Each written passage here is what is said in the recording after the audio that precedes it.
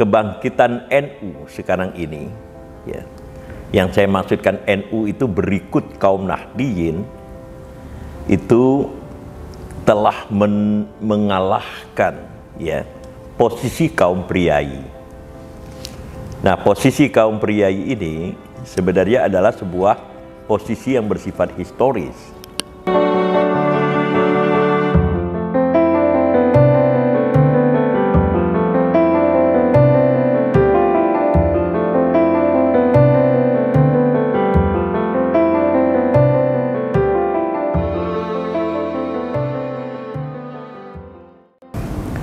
Pecinta Indonesia, bangsa dan demokrasi. Selamat datang di kolom Fakhri Ali atau Kofi.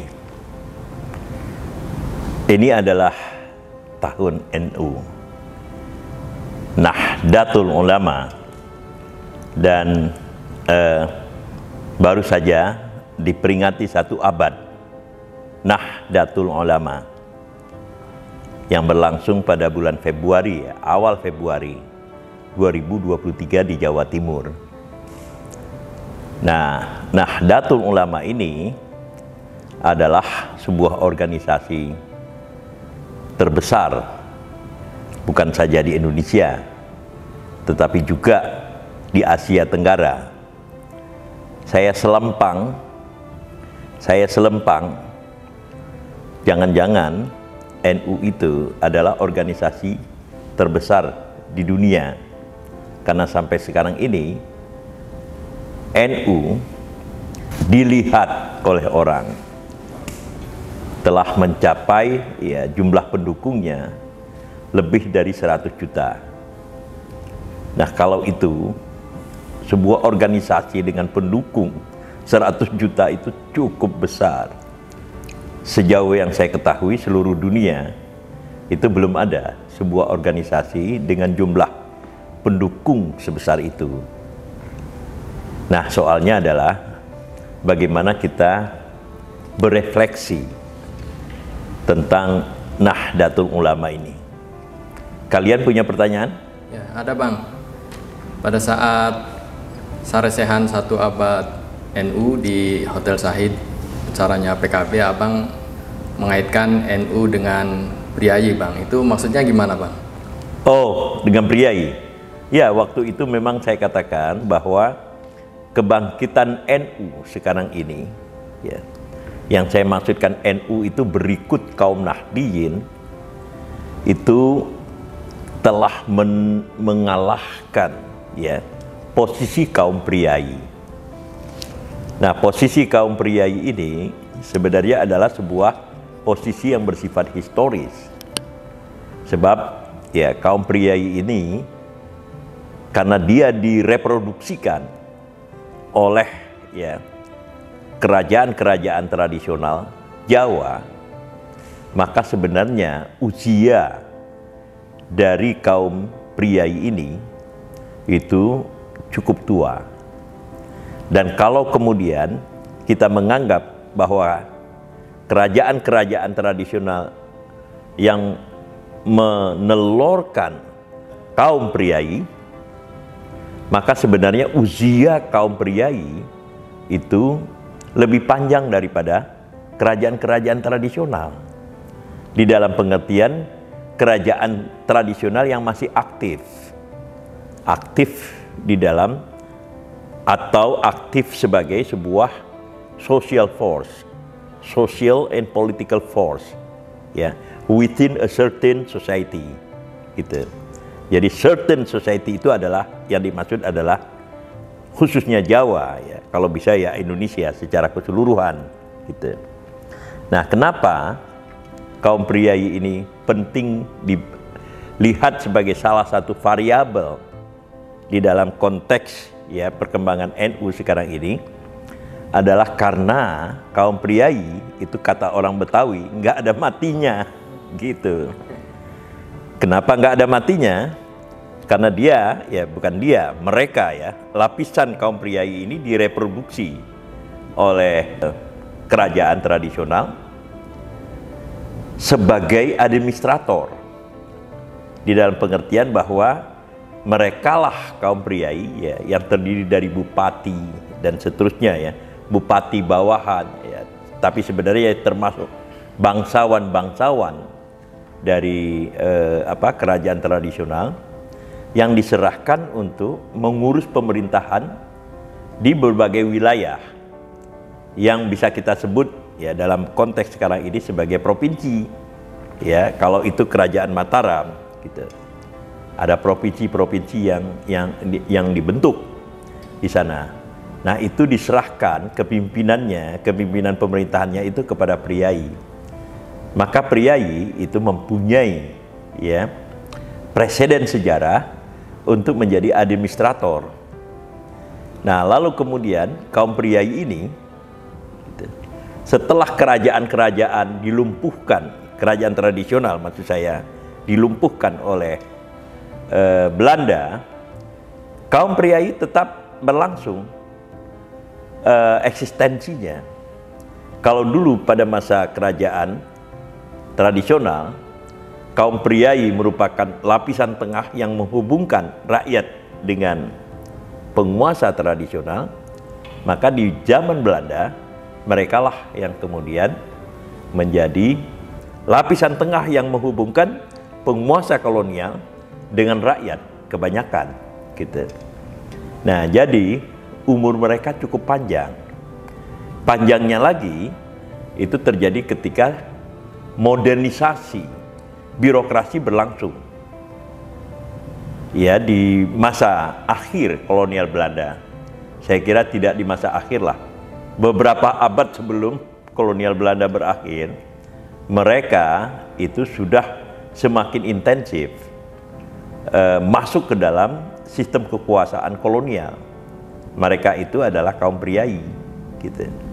Mereka yang kemudian sejak 1850-an ya, terutama 1870-an, kalau kita ikuti karya dari Heather Sutherland ya dalam The Emergence of Indonesian Traditional Bureaucracy, diperlihatkan bahwa mereka kaum priai itu semakin lama semakin muncul sebagai kaum profesional yang bergaji gitu. Jadi the salary professional in administration, di dalam pemerintahan gitu. Nah, apa kaitannya dengan kaum Nahdiyin? Kaum Nahdiyin pada waktu itu masih berada di belakang sejarah. Pasti panjang ceritanya gitu. Kenapa panjang? Karena kaum Nahdiyin itu sejak kemunculan kerajaan-kerajaan tradisional, mulai dari Demak, lalu kemudian Pajang, dan terutama ini yang mau saya tekankan, Mataram, itu telah menunjukkan ya ketidaksesuaian kepentingan. Ini bahasa terlalu halus saya katakan ya. Ketidaksesuaian kepentingan antara para wali ya dengan kerajaan-kerajaan tradisional.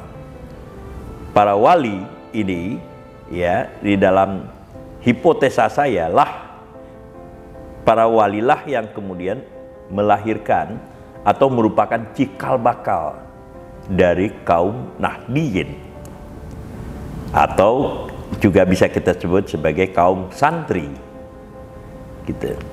Nah, mereka kemudian terjadi kontestasi ya, sebenarnya konflik kepentingan. Maka Sultan Agung itu menghancurkan kekuatan-kekuatan para wali seperti yang dilukiskan oleh disertasinya Ong Hok Ham gitu. Jadi sejak awal para wali itu sudah mulai tersingkir oleh kekuatan-kekuatan tradisional. Nah, ketersingkirannya itu cukup lama di dalam panggung ya sosial politik ekonomi Jawa pada waktu itu gitu. Jadi kalau kita lihat dari situ, maka ya agak sulit kita lihat ada fakta sejarah sekitar abad ke-17, kemudian abad ke-18 dan awal abad ke-20 itu kaum Nahdiyin itu mampu menandingi ya eksistensi dari kaum priai gitu. Kenapa? Karena kaum priai dengan cepat menyesuaikan diri di dalam proses modernisasi. Jadi sementara kaum Nahdliyin terkonsentrasi ya, oleh sikap uzlah mereka itu di pesantren yang jauh dari perkotaan, jauh dari pusat kekuasaan, kaum priai itu sudah dominan sebagai lapisan tengah di dalam masyarakat Jawa pada waktu itu gitu. Dan dengan cepat menyelesaikan diri di dalam proses modernisasi. Jadi ketika kemudian Indonesia merdeka, sebenarnya mereka lah lapisan yang paling siap untuk tetap tampil ya, sebagai kekuatan yang dominan di dalam susunan-susunan kekuatan di Indonesia gitu. Ada pertanyaan lainnya? Saya Bang. Ya. Baik, kalau dilihat dari tadi penjelasannya kan kemunculannya distingsi santri dan priayi itu sifatnya marginalisasi ya, kalangan santri. Benar ya. Terus kemudian berkembang, lalu kemudian saya menangkap kesan belakangan ini, maksudnya abad 20, 19 dan 20 itu ada justru di sini peran priayi itu justru menjadi faktor yang mungkin dalam ilmu sosial itu disebut significant others gitu ya. Pihak betul. Lain yang penting untuk membentuk si katakanlah santri ini gitu atau Nahdliyin ini. Yeah. Nah, kapan sih tepatnya gitu kontestasi itu berubah menjadi kayak penyesuaian antara santri dengan priayi itu, Bang? Iya, betul. Terima kasih, Bang. Ya, itu pertanyaan yang penting dan memang memerlukan penjelasannya cukup banyak. Saya harap ya someday saya akan menulis gitu. Apa yang penting sebenarnya adalah bahwa kaum santri ya, atau bisa kita sebut juga sebagai para keturunan wali ya, dan komunitasnya secara keseluruhan itu kemudian mengelompokkan diri, membentuk suaka ya, yang membuat mereka independen. Itulah pesantren gitu. Jadi pesantren-pesantren itu sudah berdiri bahkan sejak abad ke-15 gitu. Nanti bisa Anda lihat daftarnya ya. Daftar dari pesantren-pesantren yang berdiri mungkin 3 abad yang lalu gitu. Jadi kalau abad ke-15, sekarang ini abad ke-21, itu berapa abad sekarang ini? Siapa yang paling cepat berhitung? Itu 6 abad. 6 abad. 6 abad itu pesantren sudah berdiri, dan itulah basis ya dari para keturunan wali itu tadi gitu. Mereka kemudian bisa berkembang ya, dan kemudian bertahan dari intervensi ya, kekuatan-kekuatan politik tradisional. Lalu kemudian karena mereka sikap uzlah yang mereka ambil ya, yang disengage dari kekuasaan kolonial, membuat posisi mereka ya, konservasi ya, secara lebih genuine gitu dari masyarakat modern. Hebatnya adalah pertumbuhan ya, penduduk Jawa itu sangat pesat, seperti yang ditulis oleh Clifford Geertz di dalam Agricultural Involution-nya gitu. Nah, kalau penduduk Jawa itu tumbuh ya, jangan bayangkan hanya petani yang tumbuh itu. Kaum santri juga tumbuh dengan begitu besar gitu. Lalu kemudian mereka tunduk kepada pandangan-pandangan tertentu, yaitu pandangan-pandangan yang didesiminasikan oleh para apa yang sekarang ini disebut sebagai kiai gitu. Nah, mereka ini ya selama ratusan tahun itu disengage gitu, terlepas dari perkembangan modern dan tanpa kepemimpinan yang saya maksud memusat gitu. Nah, saya ingin mengatakan ya sebagai hipotesa ya, mungkin juga bersifat debatable ya, walaupun hipotesa, adalah bahwa seharusnya ya di Ponorogo yang melakukan pemberontakan pada 1825 itu adalah ya menjadi pemimpin kaum Nahdiyin di dalam pengertian yang saya katakan tadi, yaitu ya mereka yang merupakan keturunan para wali, mereka yang merupakan pengikut dari para wali. Nah, tetapi ya kita tahu pemberontakan di Ponorogo itu gagal di dalam pengertian kekuasaannya dan kekuatan kolonial mampu melumpuhkan pemberontakan yang pada dasarnya menggetarkan itu. Nah, sehingga kemudian tidak terjadi gitu sebuah konsolidasi kekuatan. Baru ya pada 1926 itu muncul sebuah konsolidasi kekuatan kaum Nahdiyin di dalam bentuk organisasi. Itulah yang disebut dengan Nahdlatul Ulama gitu atau NU. Nah, jadi hipotesa saya ini mengatakan bahwa ya apa yang kita sebut dengan kaum Nahdiyin itu sudah tumbuh sama tuanya dengan kaum priai gitu. Tetapi oleh proses sejarah yang distintif ya, di Jawa mereka kemudian tersingkirkan gitu. Nah, jadi kira-kira itu jawaban saya, Kudori. Ya, terima kasih Bang. Jadi memang yang berperan krusial ini pesantren ternyata Bang ya. Dari itu ya. Terima kasih Bang. Ada lagi pertanyaan? Ya, saya ada pertanyaan Bang. Ketika Abang mengatakan tadi bahwa terjadi konsolidasi dan kemudian Nahdlatul Ulama ini menjadi elemen yang consolidated dalam konteks struktural sosial masyarakat Indonesia, bagaimana implikasi strukturalnya terhadap sosial politik di Indonesia secara umum, dan bagaimana pergeseran peran dari Nahdlatul Ulama ini ketika struktural politik, sosial politik di Indonesia ini juga mengalami dinamika dan perubahan gitu. Ya, saya kira pertanyaan Anda ini ya berkaitan dengan pertanyaan pertama yang diajukan oleh Imam Tama'im ya, dalam kaitannya dengan posisi priai ya. Jadi posisi priai yang seharusnya ya itu juga tumbuh ya bersama dengan kaum santri itu tidak terjadi karena tadi kaum santri melakukan uzlah, tetapi bukan berarti mereka tidak melakukan reproduksi gitu. Di dalam pengertian ya, dalam konteks demografis mereka tumbuh ya, semakin lama semakin besar, dan tentu saja mengalahkan ya secara demografis ya itu kaum priai. Kaum priai memang cepat sekali dia mengadaptasikan diri ya ke dalam dunia modern, tetapi ya reproduksi mereka secara demografis itu sangat terbatas gitu. Nah, jadi di dalam konteks ini kaum Nahdiyin itu tumbuh sangat dalam jumlah yang besar dan secara terus-menerus tumbuh gitu.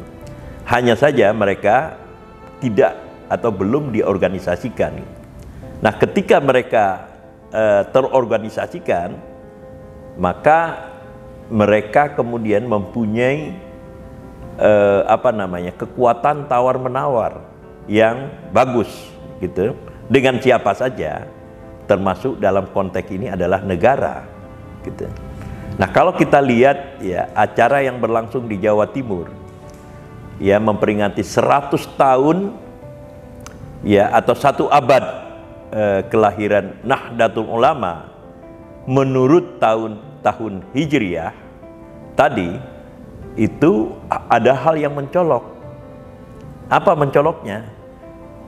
Presiden Jokowi ya, Presiden Republik Indonesia itu tidak hanya hadir di sana, melainkan juga ikut menyanyikan, ikut berpartisipasi ya di dalam melantunkan Yalal Watan gitu. Yalal Watan kita tahu itu adalah ya salah satu ekspresi keindahan yang ditujukan ya, oleh kalangan NU kepada pemujaan terhadap tanah air. Tetapi tidak ada orang yang tahu tentang Jalal-Watan itu. Gitu.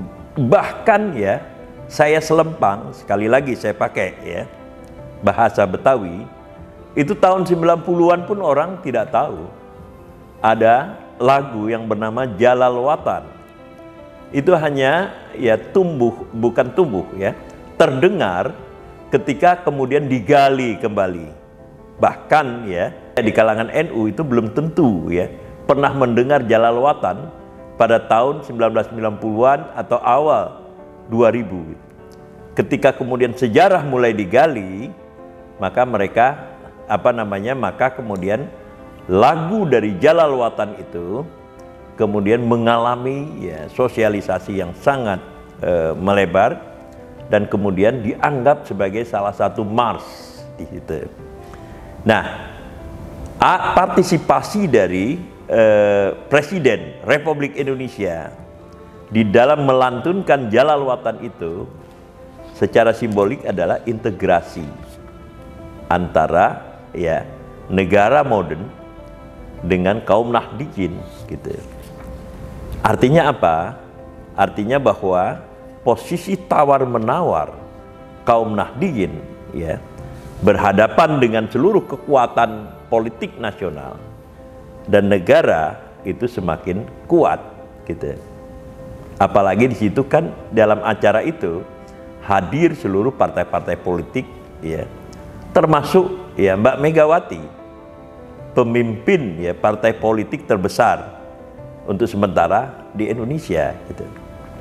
Nah, pertanyaan Anda tadi yang mengatakan apa implikasi sosial politiknya, itu pertama-tama yang mau saya katakan adalah bahwa dengan ya integrasi kaum Nahdijin ke dalam negara, berarti posisi tawar-menawar negara itu semakin kuat berhadapan dengan masyarakat secara umum gitu. Nah, tetapi apa implikasi strukturalnya? Ini adalah pertanyaan yang menarik gitu. Kalau menurut saya, tawar-menawar negara yang semakin kuat karena kaum Nahdijin ikut terintegrasi ke dalam negara, itu kemudian menyebabkan ya crowded in. Nah, ini di dalam bahasa perbankan itu, di dalam soal kredit ya. Jadi orang-orang ya karena kemudian jumlah ya dari kredit itu relatif terbatas, maka kemudian orang yang berusaha masuk untuk mendapatkan kredit itu juga kemudian sekaligus menjadi terbatas. Nah, di dalam contoh ini, maka kita bisa mengatakan begitu kemudian NU terintegrasi ke dalam negara, maka kekuatan-kekuatan politik lainnya, kekuatan-kekuatan sosial lainnya itu relatif terhambat ya, terintegrasi dalam negara. Terutama ini yang menarik adalah bahwa ketika kekuatan-kekuatan kiri itu telah hancur lebur pada pemberontakan G30S ya, 1965 gitu. Jadi ketika itu terjadi, sebenarnya kaum priai masih tetap menguasai keadaan negara ya, atau malah semakin kuat ya pada masa negara Orde Baru gitu. Kenapa?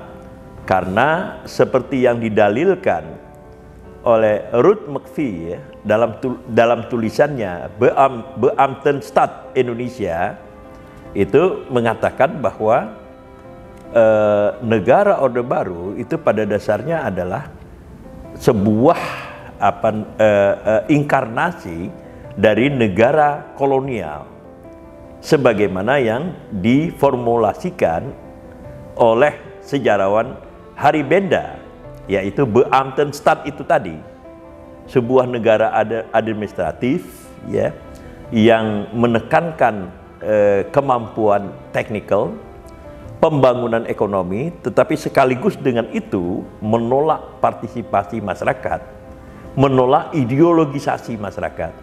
Nah, pada masa Orde Baru yang terjadi adalah hal yang sama. Anda pasti masih ingat tentang istilah floating mass, masa mengambang, di mana rakyat pedesaan itu dilarang ya berpolitik, lalu kemudian partai-partai politik itu tidak bisa masuk ke pedesaan gitu. Nah, jadi Beamtenstaat ya yang berkembang pada 1930-an di akhir masa pemerintahan kolonial itu kemudian menjelma pada Orde Baru gitu. Lalu kemudian Orde Baru itu pun menyerap gagasan-gagasan priai gitu. Gagasan-gagasan priai ya yang terutama pada waktu itu dirumuskan melalui Triubaya Sakti. Jadi di dalam sebuah rapat besar ya, ABRI pada waktu itu. Jadi gagasan-gagasan priai yang menekankan harmonisasi, yang menekankan tentang stabilitas itu kuat sekali dilakukan gitu. Nah, ini menyebabkan ya kaum santri kembali lagi tidak bisa mengambil peran yang berarti gitu di dalam konteks ini. Baru setelah Orde Baru itu rontok, demokrasi kemudian dikembangkan, maka massa menjadi sangat penting sebagai faktor kalkulatif di dalam proses-proses politik gitu. Muncullah kemudian NU di sini, muncullah kemudian kaum Nahdliyin yang menyatukan diri gitu. Nah, kekuatan-kekuatan kiri yang hancur ya pada 1965 itu semakin hilang ya. Lalu kemudian kekuatan gerakan buruh yang menuntut ya restrukturisasi dari susunan-susunan politik ya, susunan-susunan kekuatan politik ekonomi di Indonesia itu masih sangat lemah. Lalu kemudian gerakan-gerakan secular civil society ya, itu juga masih lemah ya, tergantung dari donor dan segala macam yang ada gitu. Nah, jadi implikasinya secara struktural integrasi kaum Nahdliyin ke dalam negara tanpa sebuah sikap kritis itu ya di dalam beberapa hal membuat proses demokratisasi ya berlangsung di dalam sebuah kerangka yang bersifat dilematis tadi gitu. Ada lagi pertanyaan? Ya, kita tahu kan banyak aspek positif dari kaum Nahdliyin ini atau ideologi dalam tanda petik NU kaum Nahdliyin ini ya, misalkan respect, akomodatif, dan menjaga harmoni sosial lah di Indonesia. Nah, dengan posisi sekarang di mana kaum Nahdliyin ini menggantikan atau mengisi kekosongan yang telah ditinggalkan oleh kaum priai di masa Orde Baru ini, bagi demokrasi ke depan itu apakah cukup baik atau memang perlu ada warning tertentu, Bang? Ya, betul. Ini juga pertanyaan yang menarik ya. Jadi gini, harus juga kita pahami bahwa artikulasi yang lebih signifikan dari kaum Nahdliyin ya di bawah koordinasi Nahdlatul Ulama, lalu kemudian munculnya partai ya dari situ, yaitu Partai Kebangkitan Bangsa di masa Kiai Abdurrahman Wahid, itu mungkin bisa kita lihat sebagai sebuah extension.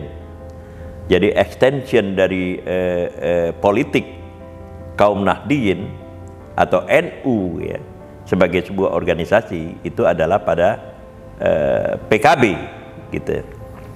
Nah, di dalam konteks ini timbul persoalan gitu.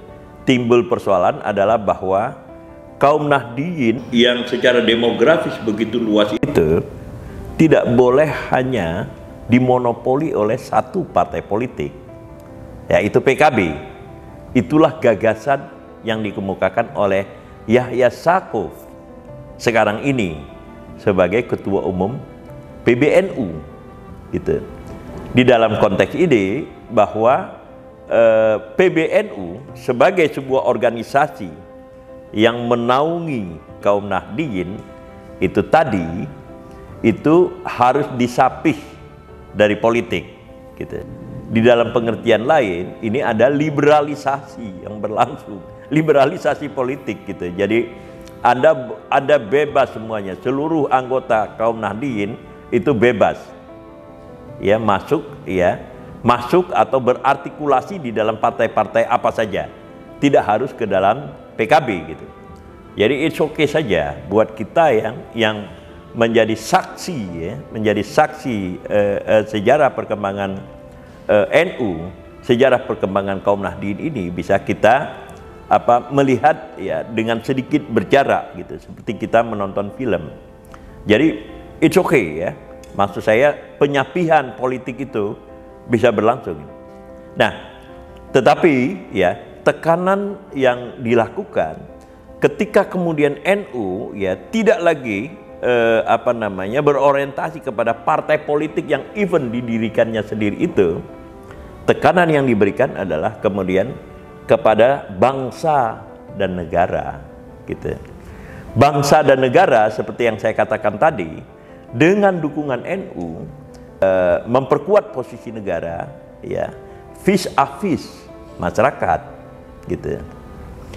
Persoalannya adalah bahwa apakah kemudian di dalam sistem berpikir NU itu ya tetap memelihara gagasan demokrasi yang bersifat kritis terhadap establishment ya, pemapanan kekuasaan, kritis terhadap economic establishment, pemapanan ekonomi yang tidak terdistribusi secara merata dan seterusnya gitu. Nah, jadi pertanyaan Anda tadi itu menjadi sangat penting, bahwa justru di dalam posisi di mana kaum Nahdliyin sekarang ini menjadi kekuatan sosial politik yang dominan, mereka harus kemudian berpikir ulang, melakukan redefinisi terhadap pandangan-pandangan mereka, agar supaya kemudian dinamika masyarakat yang produktif, lalu kemudian perkembangan dari demokrasi secara keseluruhan itu bisa berlangsung dan bisa terus-menerus ya mendapatkan penyegarannya. Nah, sekarang tergantung daripada pemimpin-pemimpin NU untuk ya melakukan redefinisi dari posisi sosial politik mereka yang kian lama sekarang ini kian dominan.